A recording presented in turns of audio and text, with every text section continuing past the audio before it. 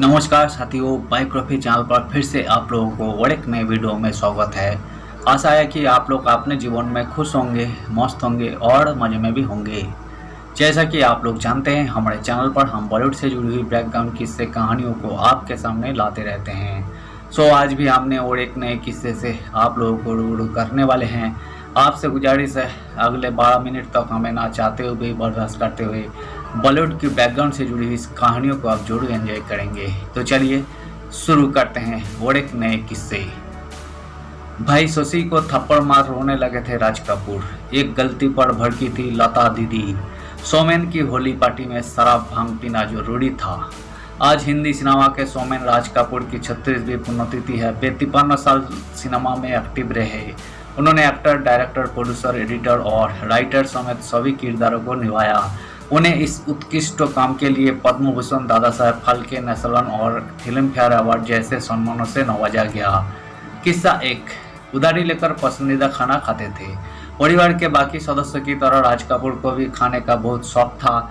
यही कारण रहा कि वे कम उम्र में बहुत मोटे थे। स्कूल जाते वक्त माँ उन्हें ऑमलेट और रोटियां देकर भेजती थी, लेकिन यही खाना उन्हें रास नहीं आता। राज कपूर को हर दिन 2 आने पॉकेट मनी मिलती थी, जो उनके खाने के खर्चे के हिसाब से बहुत कम होते। 3 से 4 दुकान पर उनका पसंदीदा खाना मिलता था। ऐसे में वे एक दुकान से उधार बंद कर दूसरी दुकान पर उधार शुरू कर देते। जब उधार की रकम बढ़ जाती तब वे 1-2 किताबें बेच उधारी चुका देते थे। किस्सा 2। फिल्मों में आने से पहले पिता ने रखी थी शर्त।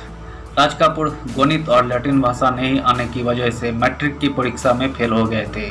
फेल होने के बाद वे पिता पृथ्वीराज कपूर के पास भविष्य के बारे में बात करने के लिए गए।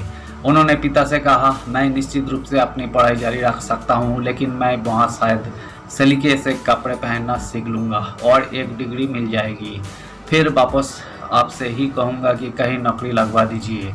राज कपूर ने पिता के सामने अपनी दिली इच्छा रखी कि वे फिल्मों में काम करना चाहते हैं। बेटे की यही बात सुन पृथ्वीराज मुस्कुराए और उस दिन को याद किया जब उनके एक्टर बनने के फैसले पर पूरे परिवार में हड़कंप मच गया था। बेटे की पूरी बात सुनने के बाद उन्होंने कहा, ये 300 रुपये लो और लाहौर, शेखपुरा और देहरादून जैसे जगह पर घुमाओ जहां हमारे रिश्तेदार रहते हैं। वापस आने के बाद भी अगर फिल्मों में काम करना चाहोगे तो मैं तुम्हारी मदद जरूर करूंगा। पिता की बात मान राज कपूर इन जगह पर रहने वाले रिश्तेदारों के घर चले गए। रिश्तेदारों ने बड़े अदब के साथ उनका स्वागत किया, अलग अलग डिश खिलाई, जिस कारण उनका हजमा बिगड़ गया, लेकिन जल्द ही वे इस बीमारी से ठीक हो गए।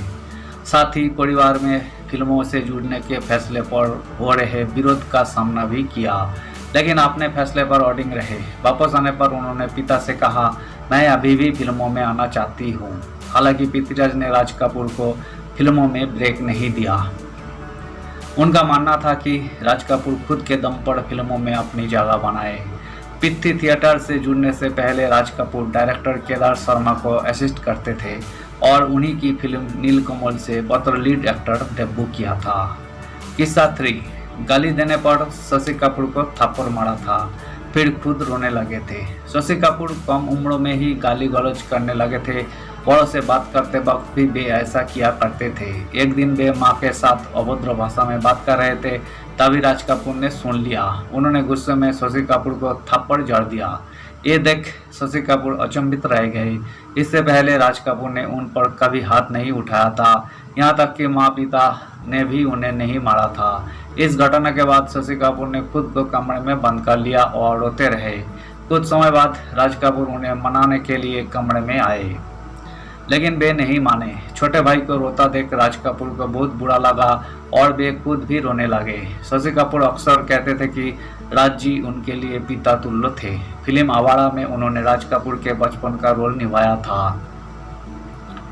किस्सा 4। नरगिस से कृष्णा ने कहा था, राज जी की लाइफ में आप नहीं होती तो कोई और होता। 21 साल की उम्र में राज कपूर की शादी 16 साल की कृष्णा मल्होत्रा के साथ हुई थी। शादी के बाद उनके लिंक आप की खबरें नरगिस के साथ जुड़ी थी। नरगिस राज कपूर से शादी करना चाहती थी, लेकिन वे पत्नी कृष्णा को तलाक नहीं देना चाहते थे। वे कहते थे, मेरी नायिका नरगिस प्रेरणा थी और मेरी पत्नी कृष्णा मेरी शक्ति थी। मेरी पत्नी मेरी अभिनेत्री नहीं बन सकती और मेरी अभिनेत्री मेरी पत्नी नहीं बन सकती। ऋषि कपूर और नीतू सिंह की शादी का न्योता नरगिस और सुनील दत्त को भी भेजा गया था। ये जान राज कपूर बहुत परेशान और चिड़चिड़े हो गए रहे थे, लेकिन पत्नी कृष्णा बहुत शांत थी। शादी में आने के बाद नरगिस ने कृष्णा से कहा था, आप पत्नी होने की वजह से मैं आपकी उस वक्त की तकलीफ को समझ सकती हूँ जब मैं आपके पति राज कपूर की लाइफ में थी। इस पर कृष्णा ने कहा था, आप भी इस बात को भूल जाइए, राज जी एक रोमांटिक व्यक्ति है। अगर आप उनकी जिंदगी में नहीं होती तो शायद कोई और होता। यही सब होना मेरी तकदीर में था। किस्सा 5, राज कपूर की वजह से जीनत अमान और देव आनंद का रिश्ता टूटा। फिल्म हरे रामा हरे कृष्णा की शूटिंग के दौरान देवानंद जीनत अमन को पसंद करने लगे थे। प्यार का इजहार करने के लिए वे जीनत अमन को डेट पर ले जाना चाहते थे। उसी दिन दोनों को फिल्म XXX पर प्रीमियर में जाना था। देवानंद का प्लान था कि पहले वे जीनत अमन के साथ इस प्रीमियर में जाएंगे, उसके बाद डेट पर। दोनों साथ में प्रीमियर पर पहुंचे, तभी नशों में धुत राज कपूर वहां आए और जीनत को गले लगा लिया, किस भी किया। उन्होंने इस फिल्मों में जीनत अमन के काम की तारीफ भी की। उनका यही व्यवहार देख देवानंद को बहुत जलन हुई। उनका मानना था कि उन्होंने जीनत अमन को इतना बड़ा ब्रेक दिया है, उनके अलावा दूसरा कोई जीनत पर अपना हक नहीं जमा सकता है। ये सब देख उनका शक यकीन में बदल गया। दरअसल कुछ समय पहले उन्हें सुनने को मिला था कि जीनत अमन राज कपूर की फिल्म सत्यम शिवम सुंदरम के लिए स्किन टेस्ट देने गई थी। ये सच जानने के बाद देवानंद का दिल टूट गया और उन्होंने जीनत अमन से दूरी बना ली। किस्सा 6, राज कपूर की एक गलती पर लता दीदी भड़क गई थी। लता मंगेशकर और राज कपूर की पहली मुलाकात 1948 में हुई थी, जब अनिल विश्वास के माध्यम से लता दीदी को पता चला कि राज कपूर उनसे मिलना चाहते हैं, तो वे खुशी के मारे पागल हो गई। वे पृथ्वीराज कपूर की बड़ी फैन थी। अपने पसंदीदा सितारे के बेटे से मिलना उनके लिए ख्वाब जैसा था। पहली मुलाकात के दौरान राज कपूर ने लता दीदी से कहा था, मैं चाहता हूं कि आप मेरी फिल्मों के लिए गाना गाएं।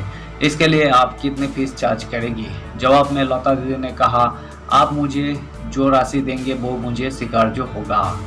इसके बाद राज कपूर ने उनके सामने 500 रुपया फीस देने की पेशकश की। लता दीदी ने पहली बार राज कपूर की फिल्म बरसात के गाने गाए थे। वे शास्त्रीय गायिका थी, इस वजह से उन्हें डर था कि वे कमर्शियल फिल्मों के गीत गा पाएगी या नहीं। यही डर लाजमी भी था, क्योंकि उस वक्त एक टॉप इंडस्ट्री में उन्होंने ज़्यादा काम नहीं किया था। तब राज कपूर ने उनकी कला को पहचाना और फिल्मों के एक गाने जिया बेकरार में भैरवी आलाप लगाने के लिए कहा। लता दीदी ने उनकी डिमांड को पूरा किया, जिसे सुन राज कपूर बहुत खुश हुए।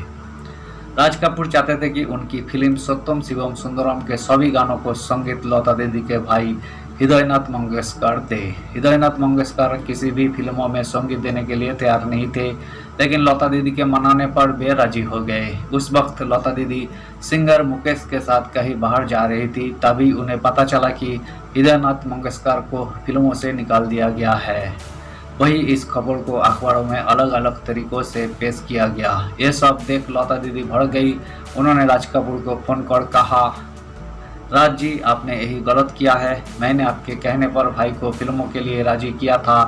राज कपूर ने हृदयनाथ मंगेशकर की जगह फिल्मों के संगीत के लिए लक्ष्मीकांत और प्यारेलाल को ले लिया था। इस वजह से लता दीदी ने यहाँ तक कह दिया था, मैं अब आपके लिए गीत नहीं गाऊंगी। वही उन्होंने राज कपूर के गानों की रॉयल्टी की मांग कर दी थी, जैसा वे बाकी डायरेक्टर्स के साथ करती थी। वे राज कपूर को परेशान भी करने लगी थी, गाने के लिए ज़्यादा पैसे की डिमांड करती थी और रिकॉर्डिंग के लिए लेट आती थी। तब राइटर नरेंद्र शर्मा, जिन्हें लता दीदी पापा कहती थी, ने कहा था, एक तुम ही हो जो राज कपूर के गानों को साथ न्याय कर सकती हो। तब जाकर वे दोबारा RK फिल्म्स के लिए गाने को राजी हुई।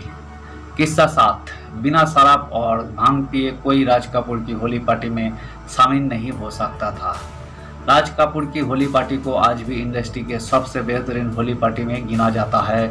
इस पार्टी में इंडस्ट्री की नामचीन हस्तियां जरूर शामिल होती थी।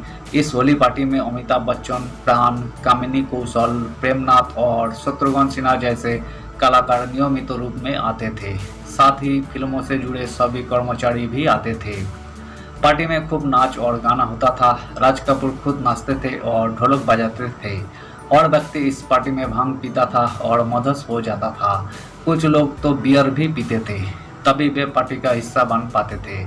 इस पार्टी में खास तौर पर एक तालाब बनाया जाता था। जैसे ही कोई नया मेहमान पार्टी में आता, उसे जरूर इस तालाबों में डूबना होता था। हर किसी को डूबना होता था सिवाय औरतों के केवल सूखे रंगों से होली खेलती थी। राज कपूर इस बात का खास तौर पर ध्यान रखते थे कि होली के नाम पर महिलाओं के साथ कोई दुर्व्यवहार ना करे। उनकी जिंदगी का सबसे खूबसूरत लम्हा था दादा साहेब फाल्के अवार्ड से सम्मानित किया जाना। हालांकि इस सम्मान की खुशी वे सेलिब्रेट नहीं कर सके। अवार्ड लेने के दौरान ही उन्हें अस्थमा का अटैक आया, फिर कोमा में रहे और 63 साल की उम्र में उनका निधन हो गया। धन्यवाद साथियों। आज की इस वीडियो में हमने मशहूर एक्टर रहे बॉलीवुड के शोमैन राज कपूर से जुड़ी हुई कुछ किस्से को आज हमने आपके सामने रखने की कोशिश की है। उम्मीद है दोस्तों वीडियो आपको जरूर पसंद आई होगी। वीडियो पसंद आए तो लाइक कर दीजिएगा, चैनल पर नहीं आए हैं तो प्लीज़ सब्सक्राइब कर दीजिएगा और इस वीडियो के बारे में आप अपना ओपिनियन जरूर रख सकते हैं। मिलते हैं नेक्स्ट वीडियो पे। धन्यवाद।